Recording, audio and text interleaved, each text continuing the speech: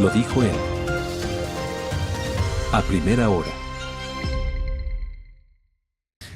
Hay preocupaciones, obviamente, sobre el tema de la difusión de información a nivel digital y cómo estas herramientas de verificación, que yo siempre las destaco, nos permiten conocer qué es falso, qué es impreciso, qué es real, qué es verdad. Y hay una cifra a la cual arriba Ecuador chequea respecto de este porcentaje de desinformación que se logró de alguna manera revisar en el curso del 2025. El 79% tenían que ver con desinformación. Dialoguemos con la editora de Ecuador Chequea, que está con nosotros, la colega Yerele Loaiza. Yerele, bienvenida, qué gusto. Buenos días. Buenos días, Fabricio. Buenos días, Andrea. Feliz año para ustedes, para su audiencia, para su equipo. Muchas gracias por el espacio. Y sí, la verdad es que la integridad de la información durante el 2025 sufrió riesgos estructurales. ¿Y a qué me refiero con integridad de la información? A este espacio donde los ciudadanos, los usuarios en Internet, las personas en general, podamos recibir información que sea verificada, contrastada, que tenga evidencia factual. Y del trabajo que hemos realizado en Ecuador Chequea, de las 759 verificaciones, como ya lo decía Fabricio, el 79% tuvo algún nivel de distorsión informativa. ¿Qué quiere decir? Que dentro de nuestras calificaciones los contenidos fueron catalogados como falsos, engañosos o imprecisos. Y de esto hay algunas otras cifras de nuestro desglose de datos que también nos generan preocupación de las verificaciones que realizamos al discurso público, es decir, a las declaraciones de las autoridades, de los actores de opinión, de quienes estaban de candidatos para algún cargo de representación.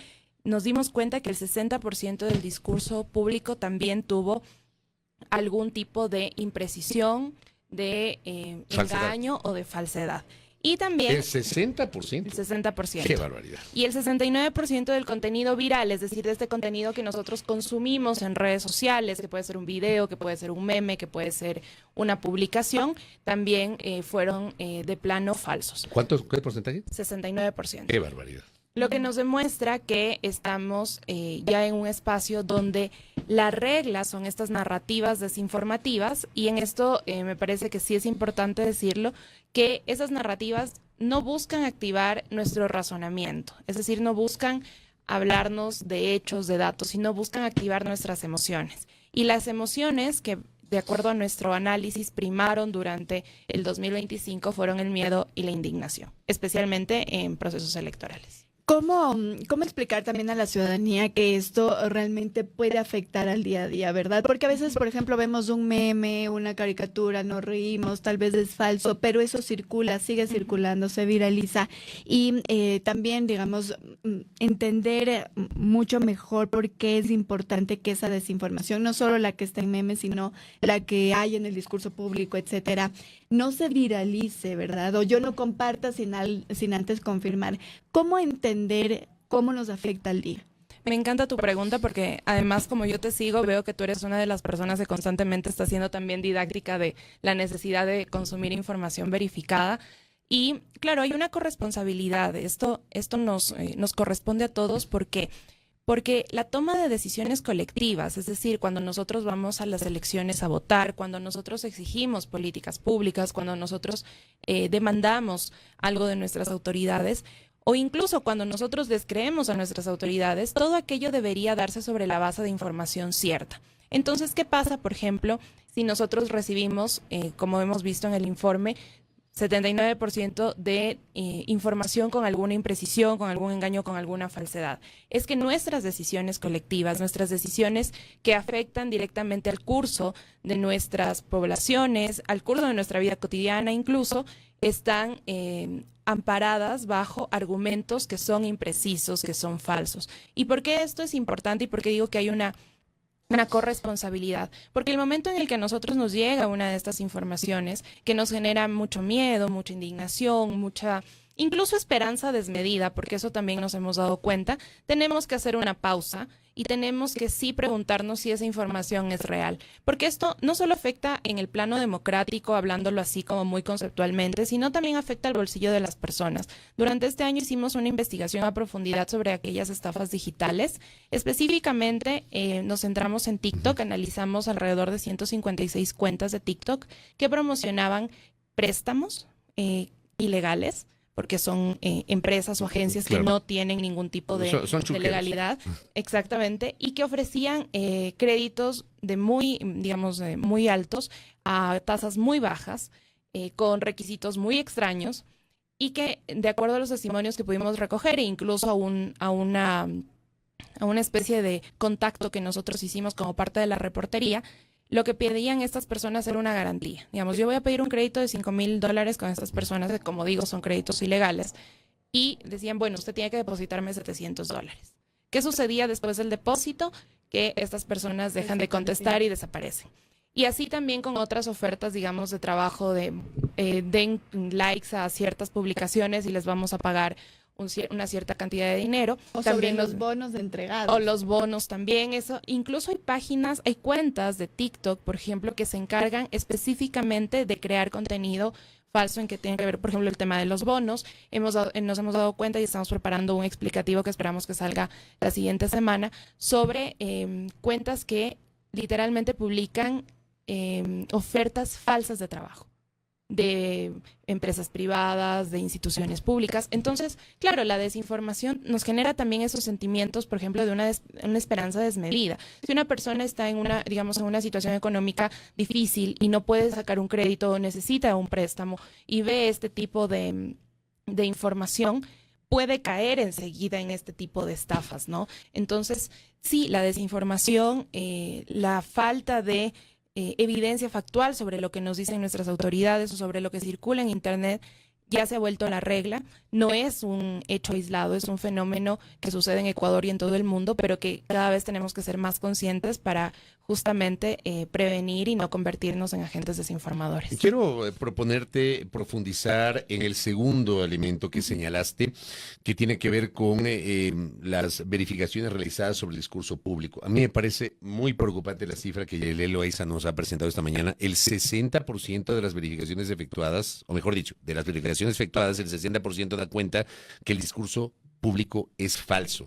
Primero, ¿a qué nos referimos con discurso público y qué podrías abundar como detalles de esto? Que a mí me parece muy preocupante, Yarilé. Sí, bueno, el discurso público son todas las declaraciones que nuestras autoridades, presidente, legisladores, alcaldes, etcétera, puedan realizar, ya sea a través de sus cuentas oficiales o en sus declaraciones con los medios de comunicación.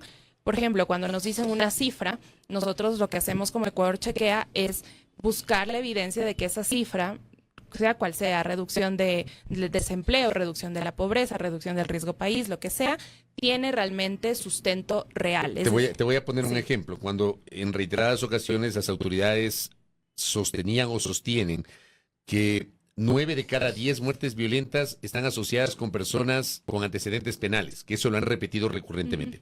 Por ejemplo. Es eso justamente ir a la evidencia, ver de dónde sale esa información y también un poco cuestionar si es que las autoridades nos están dando información sobre la base de algo que tiene evidencia o que simplemente es parte de una narrativa. Sucedió mucho también en el proceso electoral con el tema de los presos y los grupos de atención prioritario. Aunque se verificaba varias veces eso, continuaba la narrativa sobre aquello. Lo mismo con el presupuesto de las universidades. Ahora mismo estamos realizando un explicativo sobre el tema de la disminución de la pobreza, porque hay cambios metodológicos. Entonces, estadísticamente, si tienes cambios metodológicos, no puedes estar comparando 18 años, que además no hay ni información sobre aquello.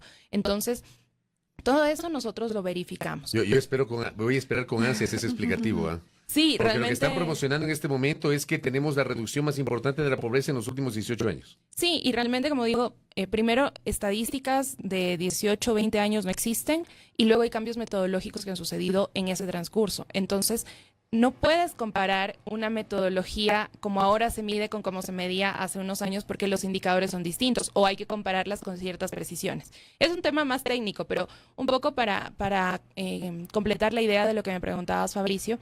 El 60% de estas declaraciones que nosotros verificamos, como al presidente, como a los asambleístas, como a los candidatos que estaban aspirando, por ejemplo, a ir a la asamblea o incluso a la presidencia, nos dimos cuenta que eran o falsas o engañosas o imprecisas. Mayoritariamente engañosas. ¿Y qué se refiere con engañoso? Que el discurso no es del todo falso, o sea, no es completamente falso, pero tampoco los datos son un error, es decir, no me equivoqué de cifra y lo dije como inintencionalmente, sino que son discursos que buscan confundir, buscan generar confusión. Y allí también es el problema de lo que les decía. Nosotros como ciudadanos tenemos el derecho, por ejemplo, a votar de manera informada, tenemos el derecho a elegir libremente. Y la desinformación y estas narrativas engañosas, por ejemplo, lo que hacen es que nosotros elijamos con base en engaños y no con base en lo que realmente sucede. Y esto es un problema porque de 10 personas que reciben una información, apenas 3 van a recibir información verificada sobre ello. Entonces, allí también tenemos una cancha inclinada que, como digo, si no trabajamos con una corresponsabilidad también desde la ciudadanía, desde los usuarios, pues vamos a tener cada vez más de estas narrativas. A mí me parece muy grave que viniendo de las autoridades tengamos el 60%, a partir de las verificaciones, el 60% de un discurso político falso. Me parece terrible. Es que es terrible porque además se supone que quien está en el micrófono tiene cierta legitimidad. Entonces, cuando dan una cifra, cuando dan un dato que no es factual, ese dato se legitima y se viraliza con más, digamos, como con más confianza por quien lo dijo. Entonces, de allí que es importante también justamente hacer este seguimiento para pedirles a las autoridades que tengan más cuidado y que tengan más respeto con quienes, digamos, con la ciudadanía, quienes les comunican, porque no, la ciudadanía no es un actor pasivo. Es un actor activo que entiende, que escucha, que reflexiona, que toma decisiones.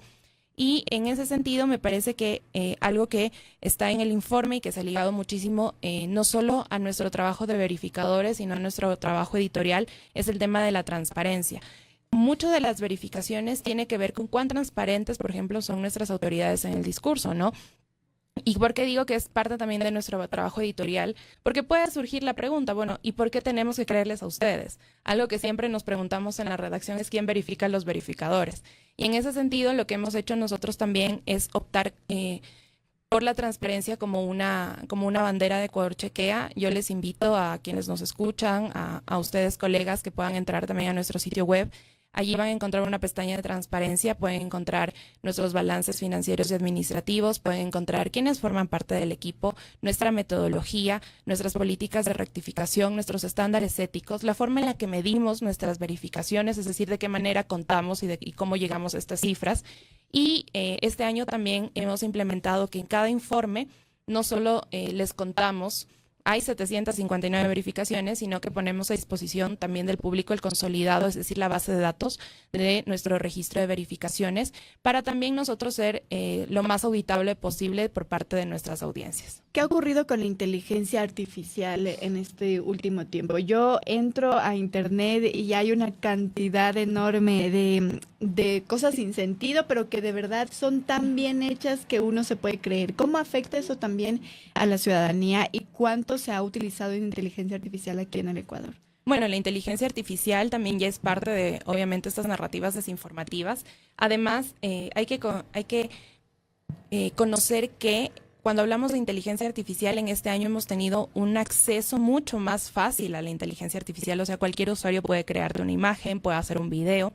Y eso también se ha visto justamente en las verificaciones y en los, sobre todo cuando hay procesos electorales o cuando hay momentos de coyuntura, como lo que acaba de pasar con la captura de Nicolás Maduro. Lo primero que empezaron a circular fueron fotografías de la captura que eran creadas con inteligencia artificial y que incluso medios reconocidos las publicaban porque les llegaba a través de fuentes anónimas. Entonces, y claro, al pasar por los distintos detectores de inteligencia artificial, muchas veces sí, estos detectores arrojan un porcentaje, digamos, de cuánto fue creado con inteligencia artificial, pero a veces no. Y cuando eso no sucede, hay que hacer un trabajo de forense, que se dice, ya manual. Entonces sí, se utiliza más la inteligencia artificial. Hemos visto, por ejemplo, en TikTok hay cuentas que son sobre todo dirigidas a comunidades hispanohablantes en Estados Unidos, porque nosotros también chequeamos información que pueda llegar a cualquier persona hispanohablante y que son cuentas que tienen incluso anchors que son creados con inteligencia artificial y que todos los días, varias veces al día, publican contenidos completamente desinformativos que uno, como dice Andrea, uno ve y dice, esto es falso. Por ejemplo, cosas de Nayib Bukele diciendo que va a haber un terremoto, o que viene ya casi que va a venir un tsunami. O sea, cosas que uno dice, esto no puede creérselo nadie, pero uno lee los comentarios y las personas se lo creen y las personas piden a la divinidad que esto no suceda y uno dice, bueno, esto también se debe desmentir. Entonces, claro, con la inteligencia artificial además viene otro reto, que es poder desmentir contenidos que cada vez son más sofisticados, son más reales, digamos, frente al ojo de quien lo ve. Y eso también es un reto para quienes hacemos verificación. Yanile, y con esto cierro. ¿Y qué pasa con el rol nuestro, el de los periodistas, que muchas veces también algo abordaste, sobre todo en el tema de inteligencia artificial, pero no solamente eso, sino que caemos en probablemente esta posibilidad seductora de publicar lo primero que nos llega, ganamos likes, ganamos reposts, resulta que termina siendo falso. ¿Cuál está siendo nuestro rol en este momento? No sé si ustedes como Ecuador Chequea han hecho una revisión de las publicaciones que generamos los periodistas también.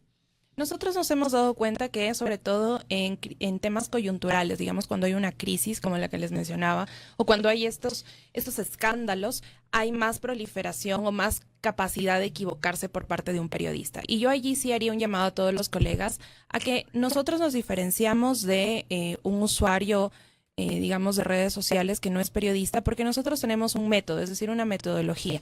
El periodista cuando hace una entrevista se prepara, por ejemplo, mira quién es su experto que va a entrevistar. Cuando sale a hacer una reportería, lo mismo, hace una contrastación, una verificación de las fuentes. Entonces, nuestro trabajo en el día a día tiene una metodología y ese trabajo no debería, o esa metodología no debería quedar de lado cuando tenemos este tipo de crisis o situaciones que, como dices, Fabricio, tal vez nos impulsan a querer ganar la primicia, los retweets, etcétera, ¿no? Entonces yo sí haría ahí un llamado a los colegas a no dejar esta metodología, el método no nos falla, y a tratar de igual, o sea, hacer una pausa, porque si nosotros, como verificadores siempre decimos, antes de que comparta usted una información, busque si un medio de comunicación en el que confía ha publicado, o busque el periodista que usted confía si ha publicado aquello. Y si nosotros como periodistas nos empezamos a convertir en esos agentes desinformadores, entonces realmente ¿a quién vamos a regresar a ver? Entonces sí creo que nosotros como tenemos una responsabilidad un poco más grande también como guardianes de la información verificada, contrastada, que es parte de nuestro oficio. Entonces yo sí haría un llamado allí, porque como digo, el método nos permite equivocarnos la menor cantidad de veces posible. Sí, de acuerdo, de acuerdo. Yo mismo he metido la pata un par de veces, pero he reconocido y he ofrecido disculpas porque me ha pasado. Eso es ser transparente. Sí, por eso te digo, o sea, no es que he dejado ahí porque ya tengo no sé cuántos me gustas y todo, no, hay que rectificar cuando uno se equivoca porque uno también puede equivocarse. Yanile, gracias por el tiempo, muy gentil. Gracias, muchas gracias a ustedes. Gracias a la colega periodista Yanile Loaiza que ha estado con nosotros, ella es la editora de Ecuador Chequea. Primera plana. Todas las noticias, todas las voces.